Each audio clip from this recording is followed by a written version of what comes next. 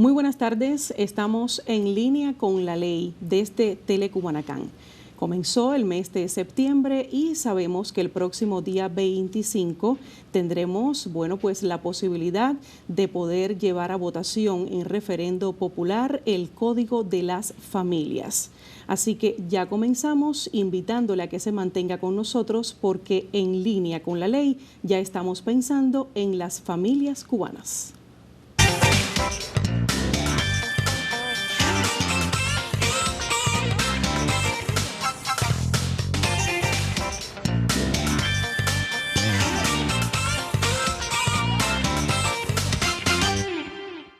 Como decíamos, dedicamos hoy una emisión especial al Código de las Familias y nos acompañan juristas destacados que pusieron su pluma en la confección de este nuevo código de todas las familias cubanas y para todas las familias cubanas.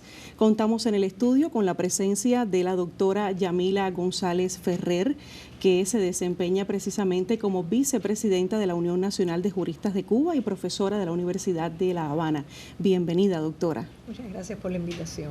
También contamos con una figura muy conocida en nuestros medios de comunicación a propósito de todo lo que tiene que ver con legislaciones, con leyes, porque se trata del reconocido doctor profesor Leonardo Pérez Gallardo, presidente de la Sociedad Cubana de Derecho Civil y Familia y también profesor de la Universidad de la capital cubana. Profesor, buenas tardes y bienvenido. Buenas tardes, igualmente muchísimas gracias por la invitación. Santa Clara les abraza y les recibe en un momento muy importante. ¿Por qué? Porque ya estamos previos a la discusión, todo lo que ha tenido lugar durante todos estos días, que ustedes han sido partícipes incluso en esta jornada en la provincia de Villa Clara, pero próximamente la votación el día 25 y estamos desde Telecubanacán indicando cuáles son aquellas dudas fundamentales que persisten en la población santaclareña a raíz de los intercambios que han sostenido con obreros, con líderes estudiantiles, religiosos, trabajadores, con todas las personas que han tenido contacto. ¿Cuáles son las dudas que persisten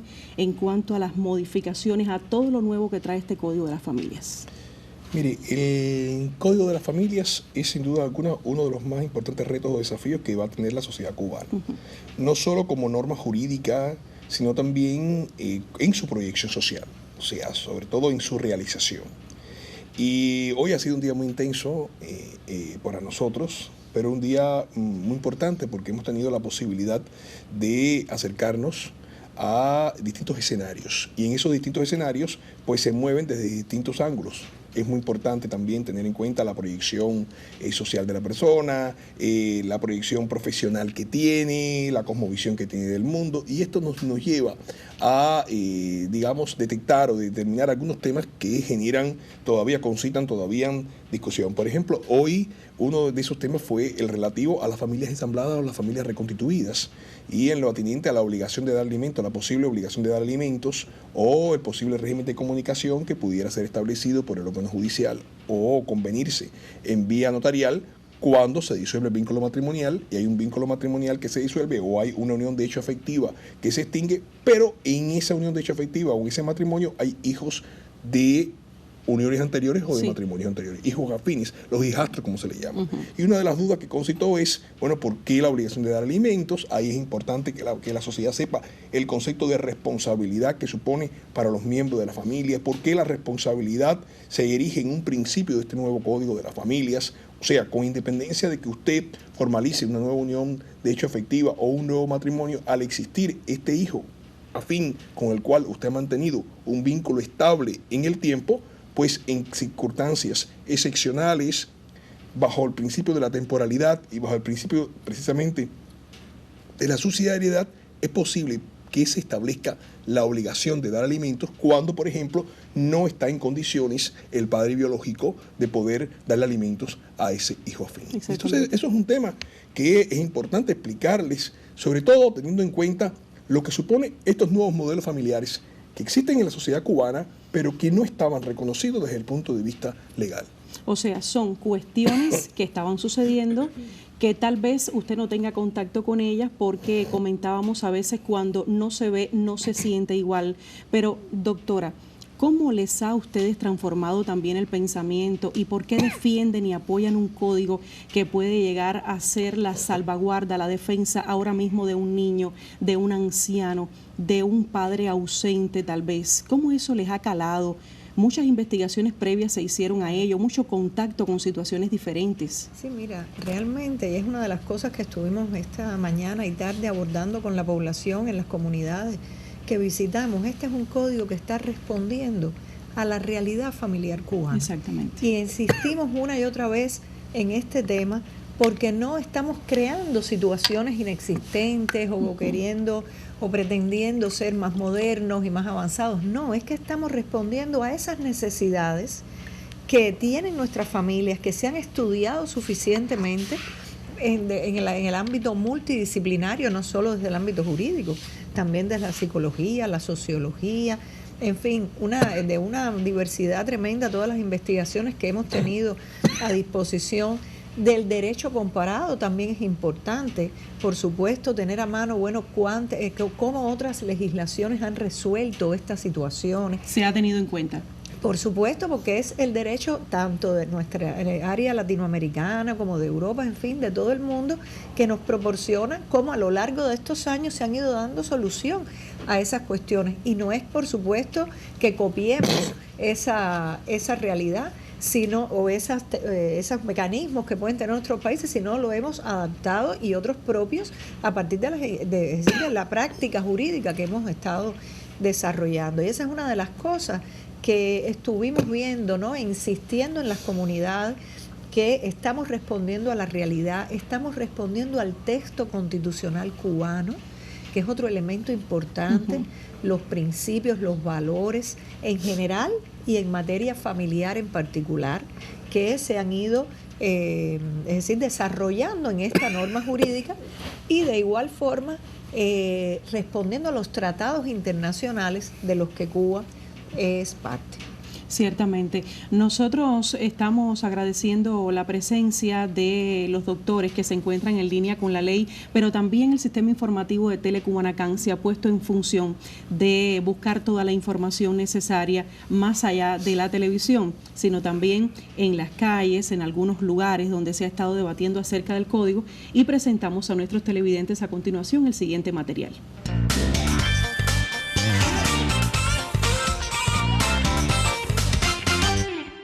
Son cosas que, bueno, teníamos muchas dudas, que no habíamos podido haber leído bien el Código de la Familia y nos las han aclarado. Que es indispensable que todos, más allá de los espacios que se han creado para explicar diferentes aspectos que son de interés de la ciudadanía, y que estos espacios todos los días crezcan, también esté el documento.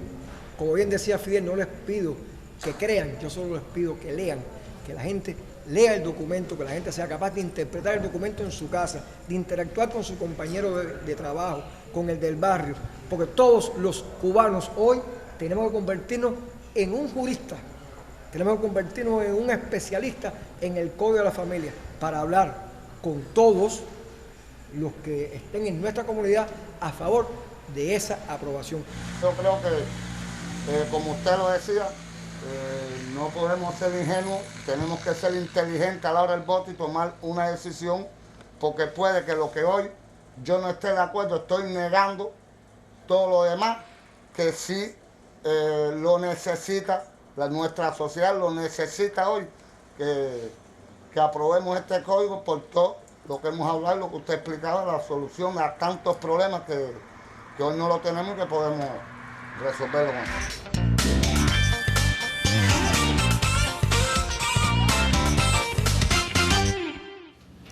Un código para todas las familias, un código que sin duda trascenderá para toda la nación cubana durante mucho tiempo, porque es además muy actualizado y muy moderno.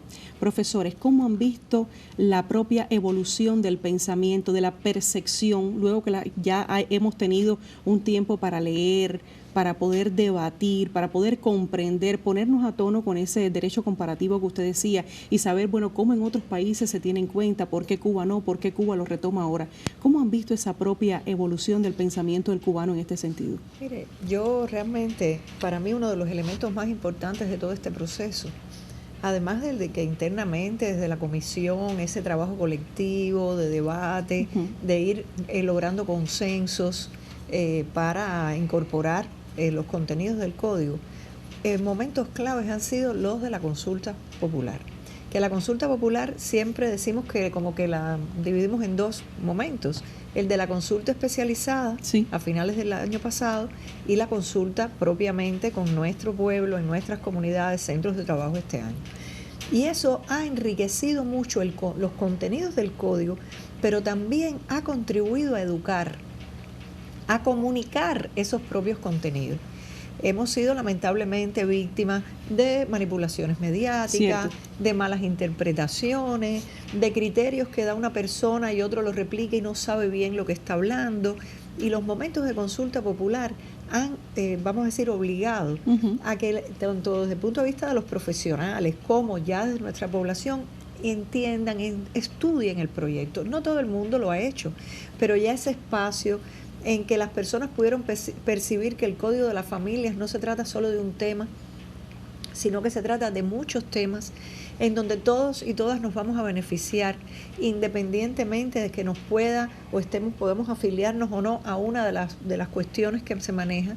Pero lo que sí está claro es que aun y cuando yo no esté de acuerdo con algunos de esos temas, no me van a afectar, porque el modelo familiar lo escojo yo. Exactamente. Bien, es decir, es algo que nos permite, cuando hablamos de igualdad, no discriminación, de dignidad humana, también hablamos de libertad para decidir.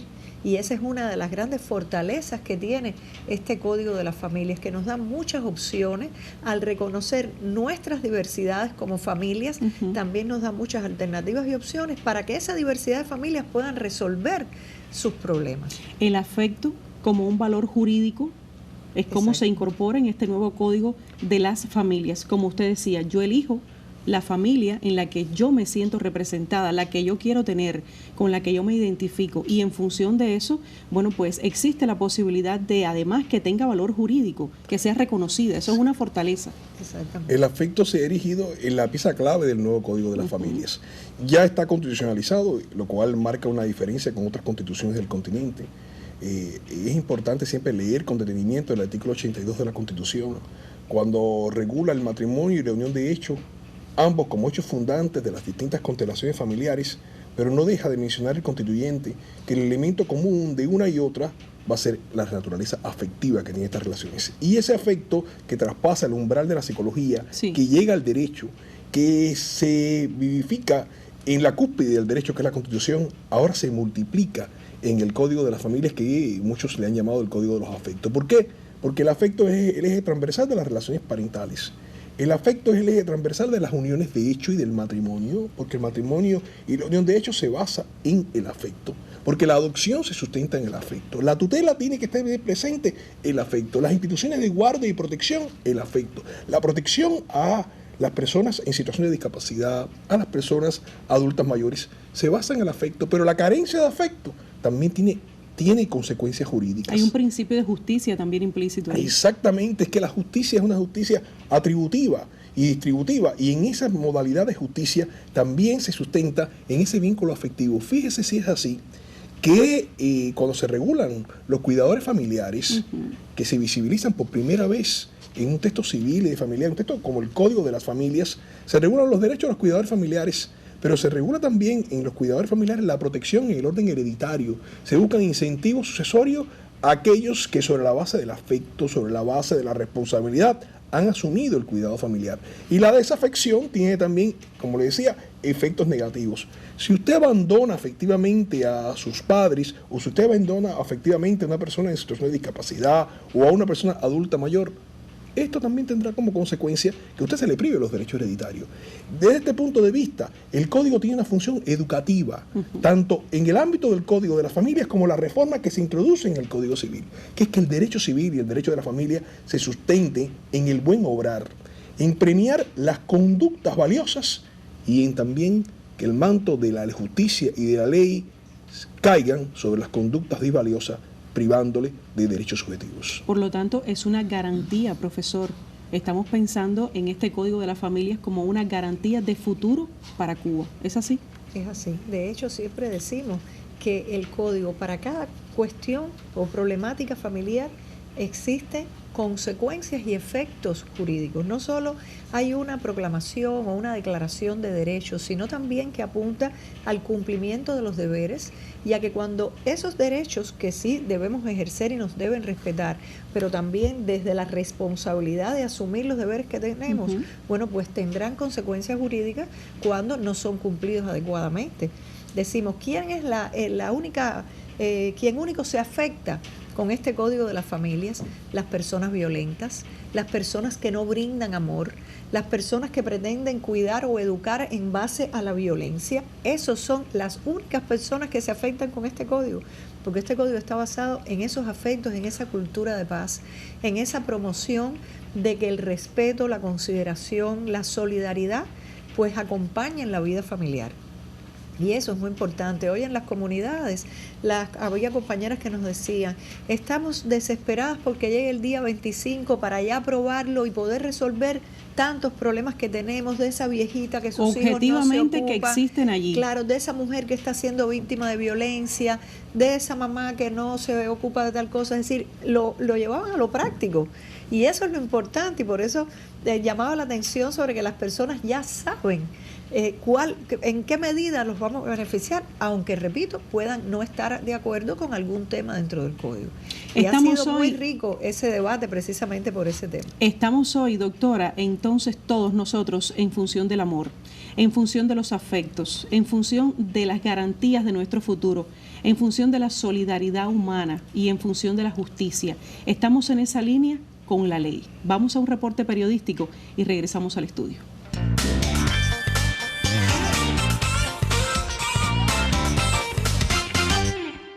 Yo realmente agradezco infinitamente que me hayan invitado hoy a este espacio. Me siento súper agradecido. Y quería agradecer en nombre de mi comunidad también a ustedes por este espacio, que realmente me parece que es vital para el desarrollo de nuestro proceso revolucionario. Yo pienso a futuro en el hijo que quizás yo tengo en estos momentos.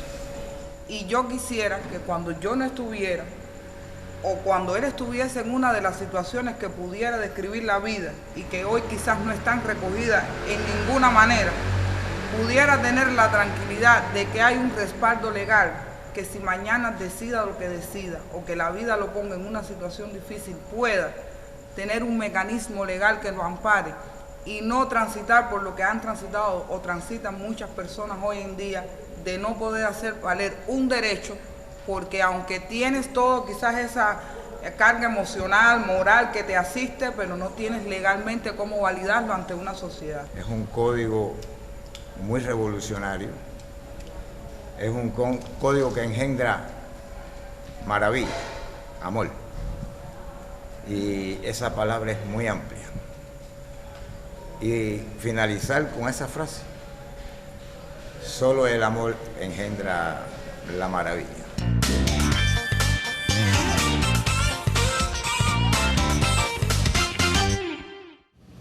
En la señal de Telecubanacán, hoy un debate en torno al Código de las Familias, un debate en función suya, de su hijo, de sus nietos, aunque no los tenga aún, ya estamos pensando también en ellos, en cómo edificar esa sociedad más justa, más inclusiva y con muchas más garantías. Contamos con la presencia de dos juristas reconocidos nacionalmente que están muy a tono con la redacción de este Código de las Familias y que además han estado inmersos en muchos debates que se han realizado a lo largo de Cuba y específicamente en nuestra provincia de Villa Clara. O sea que tienen la medida ahora mismo del impacto de este Código de las Familias. Han estado en comunidades apartadas, rurales, del centro, en todo tipo de debates y realmente nosotros tenemos que tener oídos consecuentes con su palabra porque tienen la medida de lo que hoy es Cuba. Ese espejo de Cuba puede ser el Código de las Familias. ¿Ciertamente, doctor? Sin duda alguna. El código refleja y recoge las experiencias del pasado, está escrito en tiempo presente y con vocación de futuro. Y eso es un elemento importante Cuando se dice que el código refleja, fotografía la sociedad cubana, es que se busca que en ese código de las familias estén visibilizados los actores de las familias que no existían antes, que sí, que existían, pero no en el derecho, que vivían en el derecho en modo fantasmagórico. Y me estoy refiriendo, por ejemplo, a los padres y madres afines, a los propios abuelos. El Código de Familia del 75 solo menciona la palabra abuelos en 4 oportunidades, en 4 artículos. La historia de este país no se puede escribir sin la historia de los abuelos y abuelas. Sin el apoyo de los abuelos. Villa Clara, una de las provincias más envejecidas de Cuba, además. Exactamente. Ellos han construido lo que tenemos hoy. Y a ellos les debemos lo que somos hoy. Muchos niños en Cuba han sido educados con abuelos y abuelas. Es necesario fortalecer un régimen de comunicación con los abuelos. Es necesario fortalecer un régimen también, en caso de que sea necesario, hasta de guarda y cuidado de los abuelos, incluso de delegación temporal del ejercicio de la responsabilidad parental a favor de los abuelos y abuelas. Pero es que es una sociedad envejecida, y Villa Clara es una provincia de las más envejecidas del país. La mirada del Código de la Familia no puede ser solo paidocéntrica, centrándose única y exclusivamente en los niños, niñas y adolescentes y por supuesto en el principio de interés superior del niño. También tiene que tener una mirada hacia las personas adultas mayores, tiene que tener una mirada hacia esa gran bola de nieve, que expresión de bola blanca, que expresión de las personas encanecidas. Los estudios demográficos así lo han demostrado, y por lo tanto este código, por eso se dice que el código busca lograr el justo equilibrio entre todos los actores familiares, y que tengan, cuando le hablaba, todos existían, lo decía la profesora González Ferrer, no se construye nada desde el derecho. No es que el derecho construya de nuevo un modelo familiar, no se trata de sino eso. Lo que busca el derecho es una protección de los derechos subjetivos de esas personas, que sí, que siempre han existido, y por eso es que se dice que el código se redacta en tiempo presente, pero buscando indudablemente la protección del futuro. Los que hoy son jóvenes y votarán el día 25 por el Código de la Familia, en pocas décadas serán personas ya mayores o adultos mayores. Padres, o sea, es exactamente los roles de la vida. Usted es padre hoy, pero mañana será abuelo, pero también sigue siendo tío, y por lo tanto el código busca, usted hablaba, y yo creo que hay que ponerla subrayada esa expresión, la solidaridad familiar. Eso es lo que hace es que siempre que fortalezca la cohesión de la familia y hace que las familias en Cuba siempre estén unidas. Y esos también son los mensajes. El código está lleno de mensajes directos y mensajes ocultos. Y yo digo la expresión mensajes ocultos por el sentido de que hay que leer el código entre líneas, hay que leer lo que directamente dice, y hay que leer también lo que quiere transmitir en cada una de sus preceptos. Por eso que creo, y lo hemos dicho en la Asamblea Nacional y lo hemos dicho en otros foros, el Código de las Familias será una norma jurídica que servirá también como libro que debemos tener en nuestra mochila, y sobre todo los que desempeñamos la docencia, y enseñar a los jóvenes y a los niños en esos valores de que van desde la cultura de protección al medio ambiente hacia la cultura de protección y hacia el respeto por la inclusión de las personas. ¿Cuántas situaciones no quedan también de algún modo reflejadas y hasta resueltas en camino? Porque el tema de la fertilidad, si vamos a hablar, el aporte es considerable. Más allá de lo que se diga, de creencias, de tabúes, de religiones, de situaciones, y sin embargo, ¿cuántas personas no desean ser padres en Cuba? Y ahora el código los apoya. ¿Cómo no? Se reconoce esa fuente filiatoria, la filiación asistida, es decir, por todo lo que tiene relación con la utilización de las técnicas de reproducción asistida, y aquí el código se concentra en los aspectos jurídicos, en los aspectos de ese reconocimiento filiatorio de los hijos e hijas que nazcan a partir de esas técnicas. Un tema muy debatido fue, por ejemplo, el de la gestación solidaria. Sí, bien, dentro de ese capítulo. Y claro, y lo es porque también por la esencia de nuestra propia sociedad. Bien, y nos hemos defendido que esta institución, esta figura que es la más limitada, vamos a decir, dentro de todas las que existen en el código, está también concebida a partir de esos principios de solidaridad y altruismo. De ninguna manera se pretende explotar o crear cuestiones mercantiles o de negocios con el cuerpo de las mujeres, todo lo contrario. Este es un código que beneficia a todas las personas, pero que particularmente a las mujeres les da muchísimos beneficios, muchísimos, y esta figura se ha elaborado atendiendo a esos derechos que tienen las mujeres a decidir sobre sus cuerpos, a respetar sus cuerpos. Pero bueno, han sido temas debatidos y bueno, cuestiones que se han ido acogiendo precisamente por las necesidades. Por eso coincidimos en el punto de que hay que leer el código. Exacto.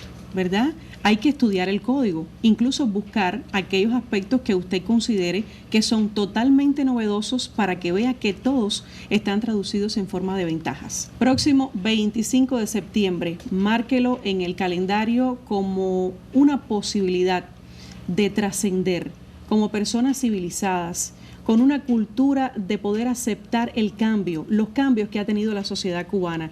Y usted sí que puede hacerlo, porque también lo está viendo, y si no lo ve, lo sabe, que existen esas situaciones en nuestra sociedad cubana actual. Las gracias a los doctores por su presencia, que hayan hecho un paréntesis para Villa Clara en medio de una agenda que está, bueno, pues muy dinámica por estos tiempos. Confiamos mucho en su palabra, en el acierto, en todas las investigaciones previas a este código de las familias, en la que seguramente ni su familia, ni la mía, ni la del otro escapa a estar implícita en cualquier de uno de sus apéndices, de sus acápites. Así que muchísimas gracias por escucharnos, y el próximo 25, claro, nos veremos entonces en el referendo popular. Gracias a ustedes.